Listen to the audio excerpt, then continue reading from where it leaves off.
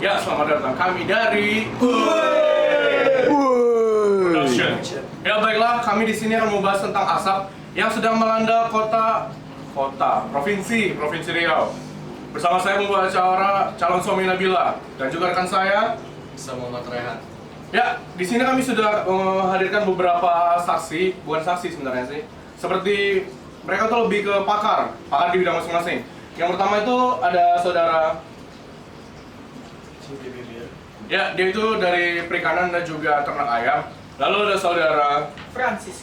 Ya, saudara Francisco ini dia bagian konstruksi pembangunan taman. Selanjutnya kami juga menghadirkan pengamat hutan ya. Baiklah, tanpa memperpanjang, kami akan langsung membiarkan rekan saya memberikan pertanyaan kepada mereka. Oke, pertanyaan pertama untuk Siti Bibir. Anda mendukung atau menolak pembakaran Terima hutan? kasih atas pertanyaannya. Ya menurut saya banyak orang yang kontra sama pembakaran hutan ini. Tapi berbeda dengan saya. Saya mendukungnya. Kenapa Anda mendukungnya, Pak? Ya kita lihat aja. Sekarang kreativitas anak-anak makin meningkat gara-gara asap ini. Contohnya banyak anak-anak yang ya contohnya seperti di sekolah-sekolah lah. Banyak yang bermain asap gitu kan. Dulu main layangan, sekarang main asap gitu. Di atas sekolah, cabut gitu. Oh, gitu ternyata. Nambah kreativitas lah.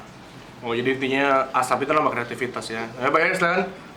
Pertanyaan kedua untuk saudara Francisco. Pertanyaan yang sama. Anda mendukung atau menolak pembakaran hutan? Dan berikan alasan Anda. Saya sangat-sangat menolak aksi pembakaran hutan. Oh, Kenapa? Ini akan Sebagai pakar konstruksi taman, itu sangat merugikan. Setiap hari Anda lihat, daun-daun itu berjatuhan. Yang biasanya 17 per hari, per pohon setiap hari, sekarang menjadi 18, bahkan 19. Kalian tahu itu sangat menjengkelkan. Itu dapat membuat saya kehilangan banyak uang, menggaji para pekerja untuk membersihkan daun-daun yang berjatuhan. Kalian tahu itu sangat merugikan.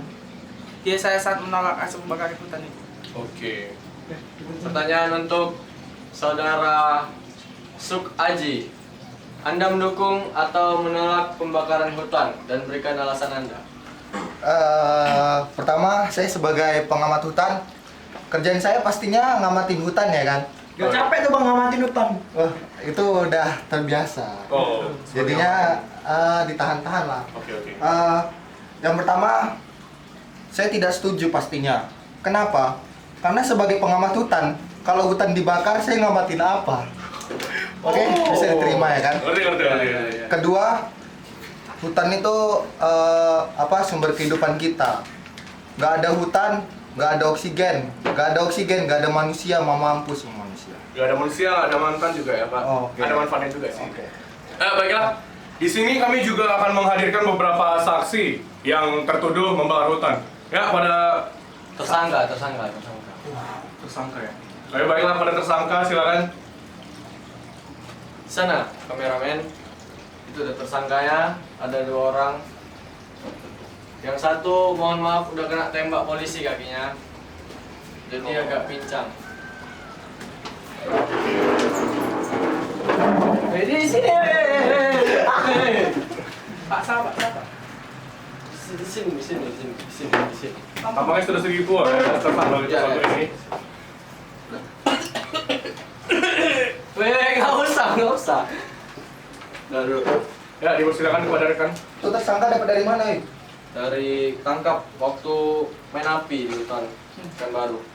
Jadi untuk saudara Abidin, apa yang memotivasi Anda membakar hutan?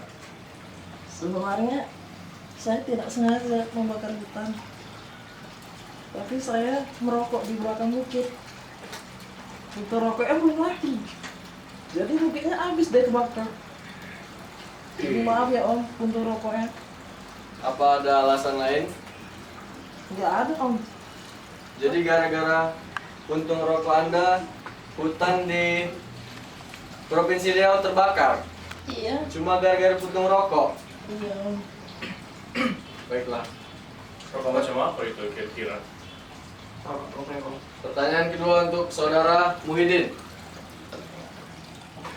Anda tahu apa dampak dari pembakaran hutan? Ya, saya tahu Om.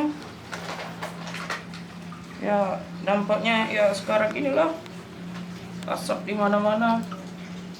Sebenarnya bukan saya yang bakar Om. Jadi, Yang saya sebenarnya menyuruh anak buah saya untuk membakar hutan itu Om. Saya ingin membuka lahan. Saya ingin membuka lahan untuk menjual mie ayam Om bersama keluarga. Tapi saya bilang ke anak buah saya, jangan bakar banyak-banyak.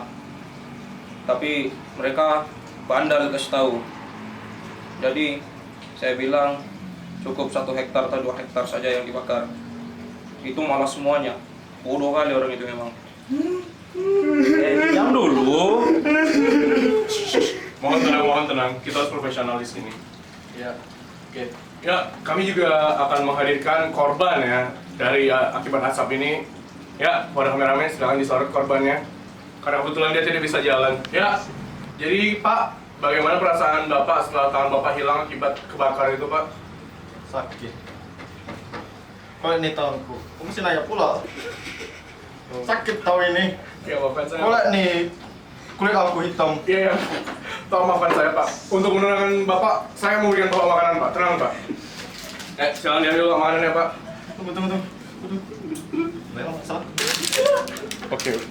Hey, ternyata Bapak ini, aduh, saya bisa lihat Pak, bahwa tangan Bapak itu tidak putus, tapi tetap kulit Bapak itu jadi rusak akibat dari pembakaran ini. Oke. Jadi begitu kesimpulannya. Ya, jadi kami di sini akan menarik kesimpulan. Jadi kami itu berharap bahwa pemerintah bertindak ya untuk menangani, karena kalau sudah dicegah nggak bisa lagi ya kan. Ya minimal dengan memberikan masker yang layak lah. Kemarin aja tuh saya pernah membaca di line ya. Pemerintah tuh dia bilang bahwa asap di Riau itu nggak terlalu parah, jadi masker yang 1000-an itu cukup. Nah ini nih, ini sungguh parah banget nih. Kenapa kasih masker yang N95 ya nggak bisa? Ya itu menurut saya aja. Jadi pemerintah tuh minimal memberi masker yang layak pada masyarakat. Ya kepada yang lain, apa akan menjadi kesimpulan? Kepada seluruh pelaku asap, terus sama bakar hutan. Karena itu membawa keuntungan bagi saya.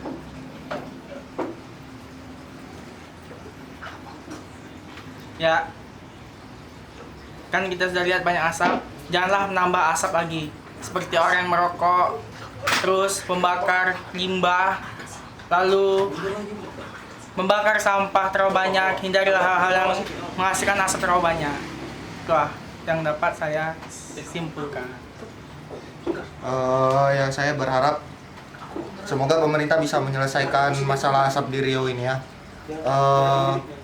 Karena saya tidak ingin kehilangan pekerjaan saya. Saya ingin mengais rezeki untuk anak istri saya. Oke, ya. Silakan. Pada tersangka.